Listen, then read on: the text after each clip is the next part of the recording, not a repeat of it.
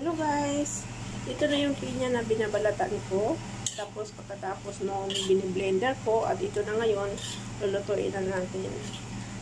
Ang ingredients naman ito, asukal lang at saka itong stick na ito. Dalawa lang ang ingredients. Kung mayroon kayong wine na ram, pwede nyo lagyan ng 2 tablespoon. Ihalo dito.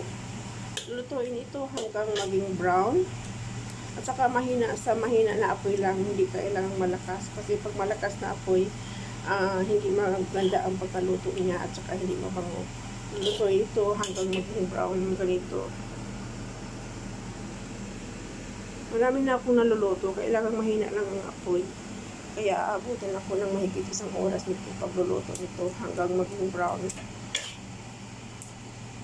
Sa asukal naman, nasa sa inyo na ang kung gusto niyo matamis, dagdagan niyo ng asukal. Kung gusto niyo katamtaman lang, solis asukal lang ilalagay niyo. Kaya hanggang maging brown ang pagluluto nito. Tapos pag na ito, gagawin namin yung biscuit. Kaya tinatawag na pineapple tarts.